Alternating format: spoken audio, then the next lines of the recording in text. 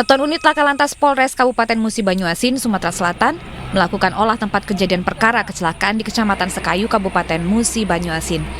Tabrakan terjadi saat korban bersepeda pulang ke rumah usai mengaji. Namun di jalan, tiba-tiba dari arah Sekayu, mobil SUV dengan plat merah melaju dengan kecepatan tinggi dan langsung menabrak korban. Korban Rasa 13 tahun terpental 15 meter. Sepeda korban terpental hingga hancur. Mobil dikendarai sopir pribadi dan 2 orang penumpang yang merupakan rekan sopir. Mobil yang menabrak korban diduga mobil anggota DPRD Kabupaten Musi Banyuasin bernama John Kennedy. Korban sempat dibawa ke Rumah Sakit Umum Daerah Sekayu Musi Banyuasin, namun nyawanya tidak tertolong. Saat di TKP, di depannya ada sepeda nyebrang dari kanan ke kiri, hendak masuk di jalannya, tapi dengan jarak yang kurang lebih cukup jauh. Masih dalam pemeriksaan kami. Untuk supir beserta kendaraan juga sudah kami amankan di Satlantas Polres Musi Banyuasin. Petugas masih menyelidiki penyebab kecelakaan. Petugas baru mengamankan sopir bernama Sapri Junito, 35 tahun, sedangkan 2 rekannya kabur. Dari Musi Banyuasin, Sumatera Selatan, Edi Leatari, iNews melaporkan. Kita ke informasi lainnya pemirsa, kepadatan stasiun Manggarai Jakarta ini juga jadi perbincangan hangat di media sosial, terlebih di saat jam datang dan juga pulang kantor atau rush hour. Para penumpang KRL mengeluh karena harus berjuang ekstra keras agar dapat naik kereta.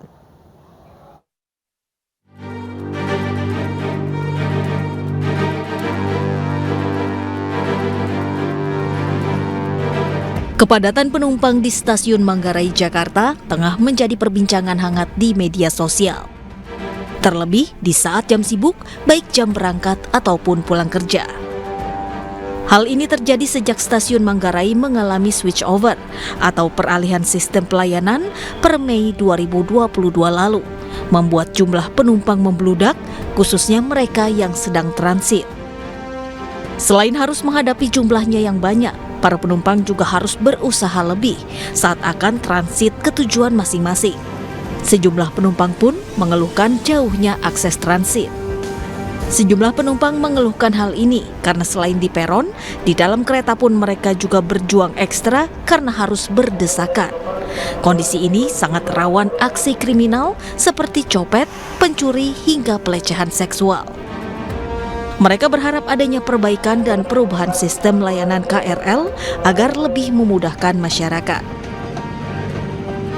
Karena memang perpindahannya lumayan jauh, kayak naik ke atas, terus turun ke atas, dan dengan masa yang banyak. Sebenarnya sih ya agak terganggu ya, maksudnya karena kita pulang kerja udah capek apa segala macam, terus kayak dengan keramaian ini jadi kayak makin ruwet aja gitu sebenarnya. Dari penumpangnya juga dari mau ke Kampung Badan atau ke Sudirman gitu kan, mereka itu lebih ke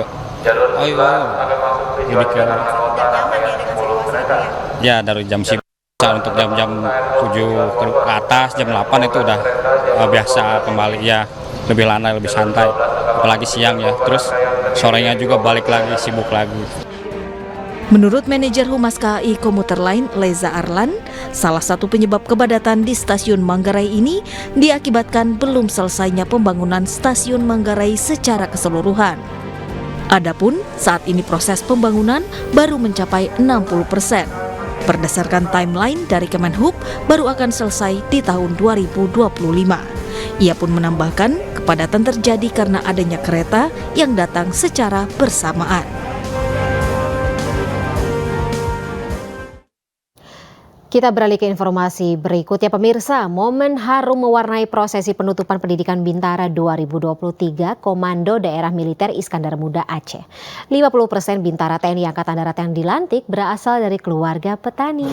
Informasinya sekaligus menjadi penutup jumpa kita dalam iNews Prime malam hari ini. Saya Fani Imanir pamit. Terima kasih. Selamat malam. Sampai jumpa.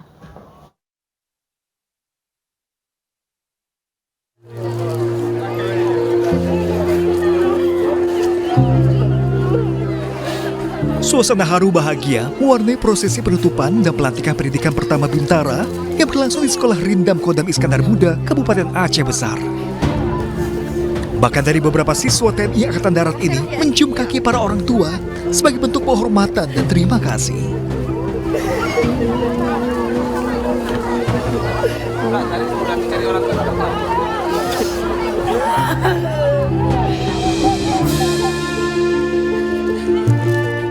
Aksi para bintara ini dibalas dengan linangan air mata orang tua setelah lebih dari 6 bulan tidak bertemu selama mengikuti pendidikan di Sekolah Rindam Kodam Iskandar Muda.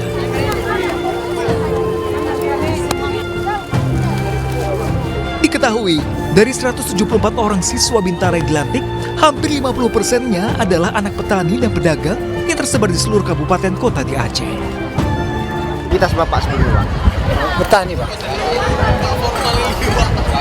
Apa yang Bapak harapkan dari Bang Franky setelah lulus hari ini?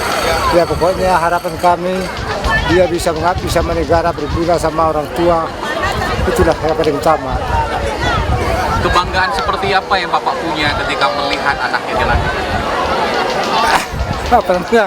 Pokoknya banggalah, begitu nggak terhinggalah bangganya, Pak. Apakah ini juga jadi cita-citanya Bang Hengki untuk jadi? Iya memang mulai